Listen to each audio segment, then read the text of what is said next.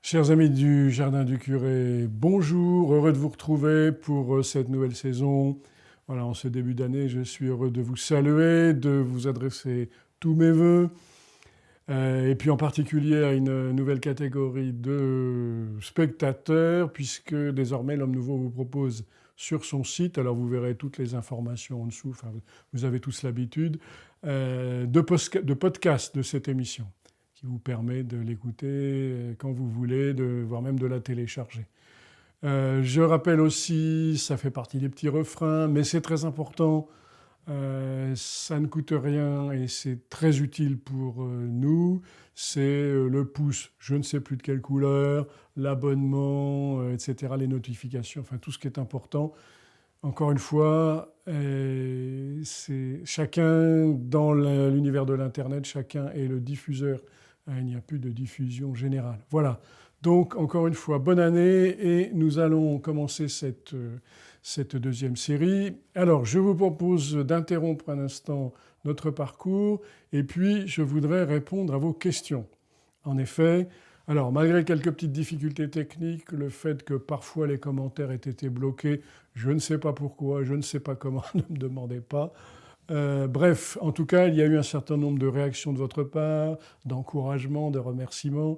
Je vous remercie pour vos remerciements. Merci de vos encouragements et puis aussi des critiques. C'est normal, c'est utile. Et donc, je vais répondre. Alors, pour faire le plus simple, je vais commencer par répondre à une des questions qui relèvent principalement de questions techniques. On m'a demandé, quelqu'un d'entre vous, alors vous voyez que je suis novice parce que normalement les commentaires, je devrais répondre personnellement à celui qui les a signés, celui ou celle qui les a signés. Bon, j'ai oublié de le faire. Là aussi, il y a de la marge de progression pour chacun d'entre nous.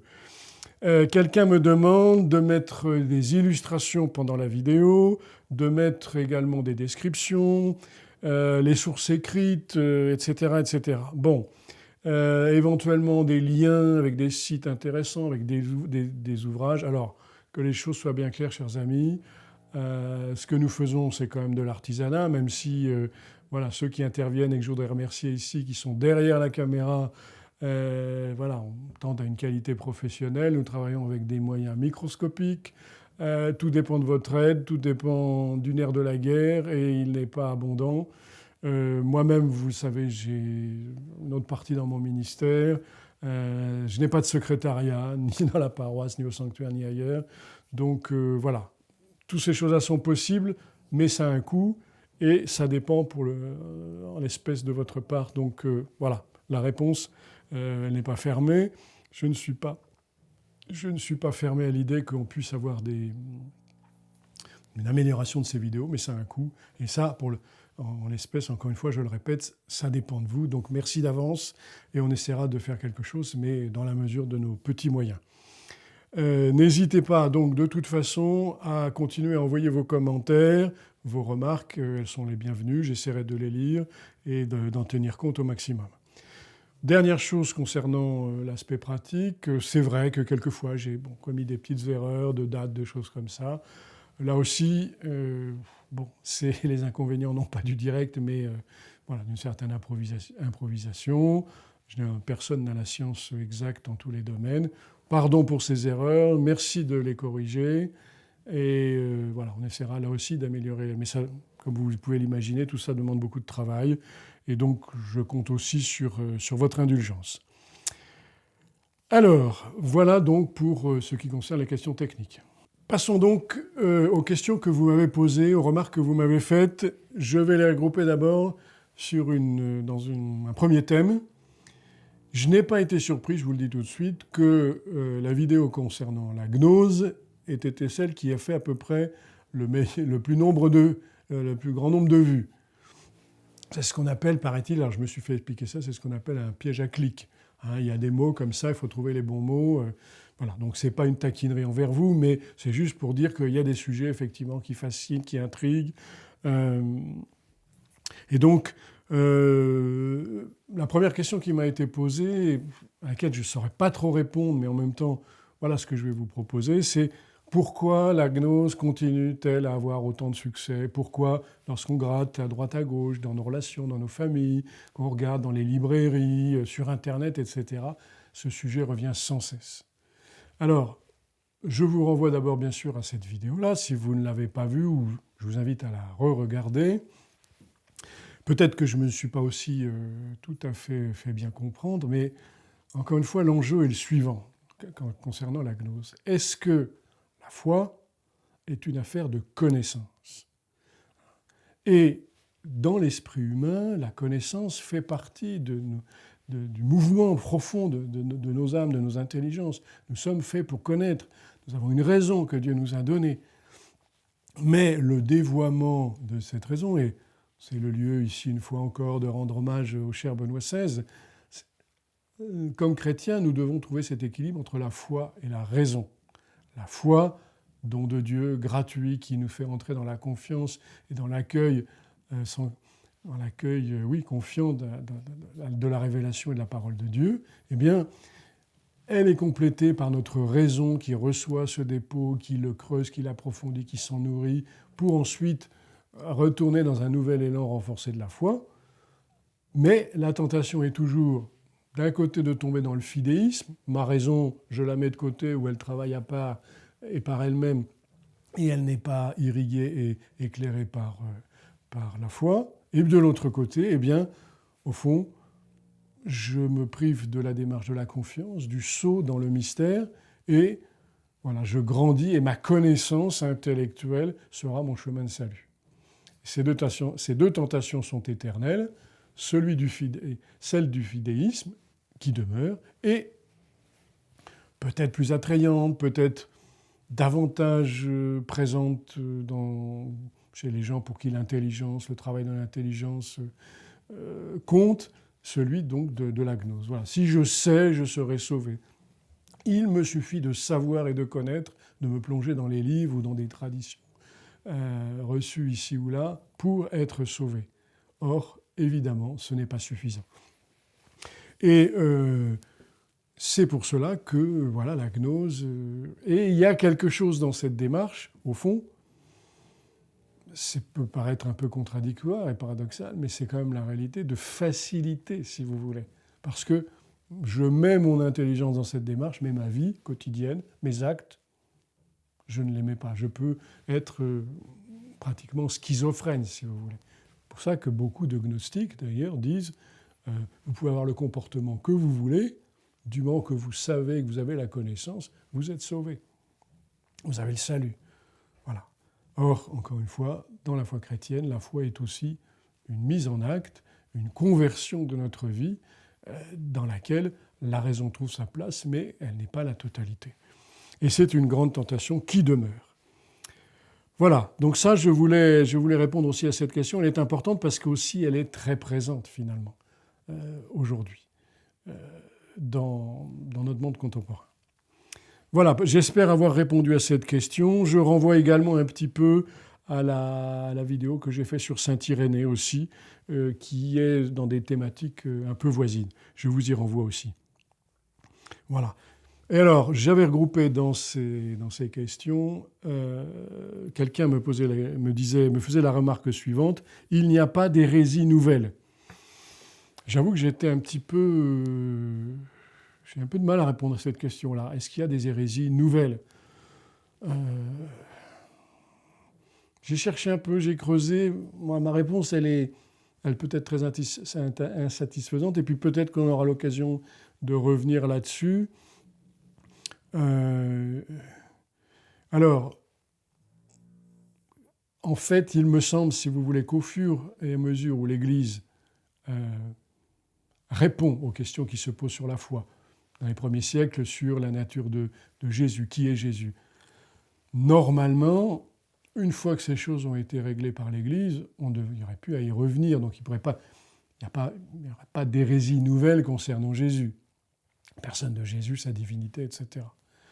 Et que on peut répondre aussi positivement à la question en disant ben oui, à chaque fois qu'une question se pose concernant la foi, concernant l'Église, concernant la morale, Quand il y a des réponses mauvaises, et bien de fait, si les nouvelles questions se posent et que les réponses sont mauvaises, ça correspond à de nouvelles hérésies. Voilà, c'est un peu simpliste ma réponse, mais pour l'instant, c'est ce que j'ai à vous proposer. On essaiera peut-être un jour de creuser les choses différentes.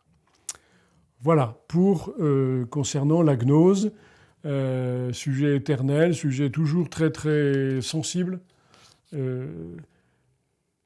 et sur lequel nous devons rester attentifs parce que l'enjeu est toujours le même. Voilà.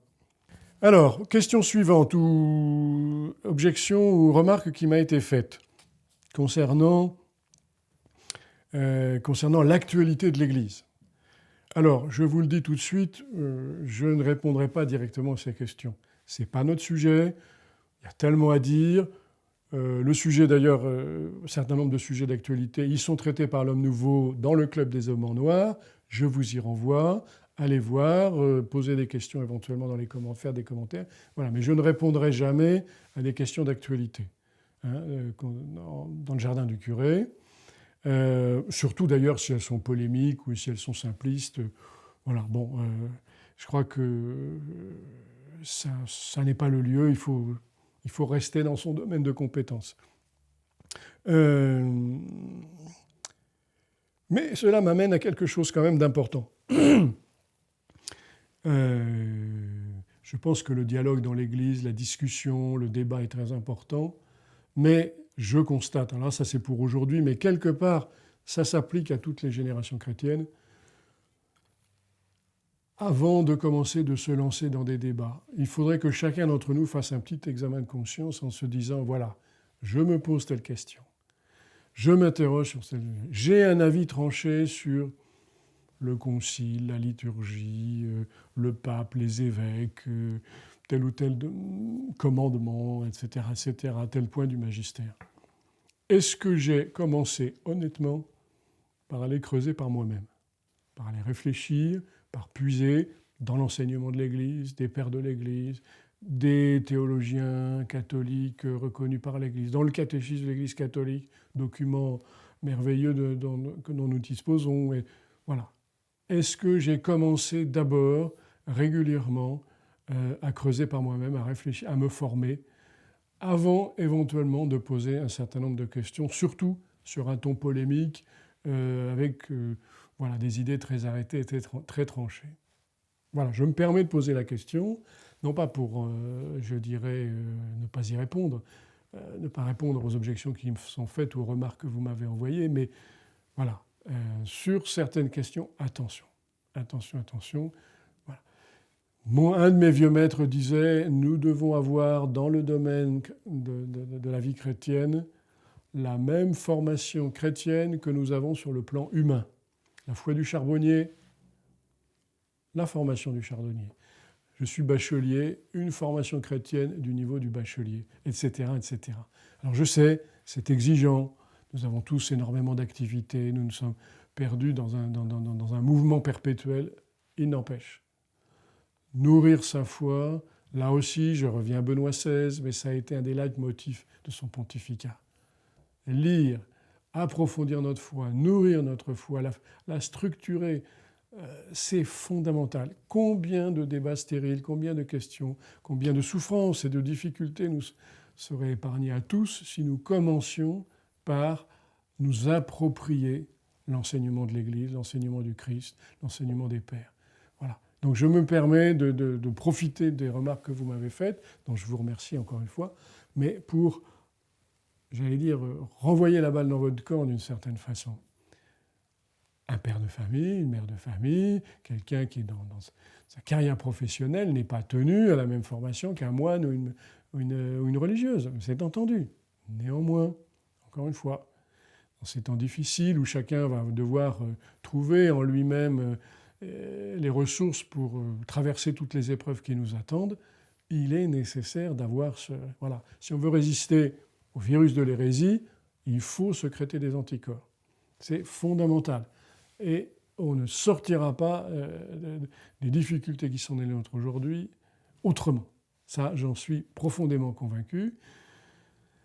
Ça demande du temps, ça demande de faire des choix dans sa vie chrétienne aussi, dans son agenda. Voilà. Et la responsabilité est renvoyée à chacun. Voilà. Donc, et alors, je termine sur un petit sujet tout à fait incident, mais qui me tient à cœur. Quelqu'un m'a écrit pour parler de l'enfer. Pourquoi l'Église présente-t-elle l'enfer à partir de l'image des souffrances très humaines de l'enfer de Dante? Alors j'aimerais, ça c'est un rêve, je ne sais pas si l'homme nouveau me permettra de le faire un jour, mais je voudrais présenter aux Français, aux chrétiens, aux catholiques français, l'œuvre de l'immense poète chrétien catholique que fut Dante, le grand poète du début du XIVe siècle. C'est un immense trésor. Je rappelle que plusieurs papes ont écrit pour dire, y compris le pape François d'ailleurs, pour dire que Dante était notre trésor, il était nôtre. Les pères du Concile sont allés à la fin du Concile déposer la couronne d'or de poète que Dante n'avait jamais reçue dans sa vie de la part des pontifes. Bref, voilà. Alors concernant l'enfer de Dante, que les choses soient bien claires, Dante ne prétend pas décrire l'enfer selon ce qu'il est dans sa réalité. C'est une immense catéchèse symbolique et allégorique pour illustrer les trois âges de la vie spirituelle, la voie purgative, la voie illuminative, la voie contemplative, et à travers cet itinéraire de l'âme vers Dieu, montrer comment on se purifie des 7 péchés capitaux, puis comment on se libère au purgatoire et on se purifie, on se purge de ceux qui nous attachent encore à la volonté, à la chair, etc. Et comment enfin, dans les ciels du paradis, l'homme va jouir en fonction de ce que sa vie a été, de la gloire de Dieu et de la contemplation éternelle dans la joie, la lumière, la musique des cieux. Et concernant l'enfer, alors là, il faut que les choses soient très claires. Le correspondant qui m'a envoyé me dit avec pas mal d'humour d'ailleurs, n'y a-t-il pas mieux que le barbecue et l'huile bouillante de l'enfer? Alors, déjà, il ne faut pas être dupe de ces images. Et puis alors en plus, le plus terrible de l'enfer, c'est pas le feu. Ça commence par le feu, le bruit, etc. Mais le creux de l'enfer, là où se trouve Lucifer dans l'imagerie de Dante, c'est la glace. L'homme sans Dieu, il est pétrifié dans son humanité, enfermé sur elle-même. C'est ça le véritable enfer. C'est pas le feu de l'enfer, j'allais dire, c'est celui qui va purger, purifier, mais qui est aussi un peu celui du purgatoire. Alors que dans l'enfer de Dante, au fond du fond de la dernière corniche, c'est un univers complètement glacé. Et c'est ça, là, voilà. En enfer, les gens ne brûlent pas, les gens sont éternellement dans la souffrance de ne pas connaître Dieu. Et ils sont pétrifiés dans ce refus de Dieu. Voilà. Donc, attention à cette imagerie dont l'Église n'a jamais été dupe.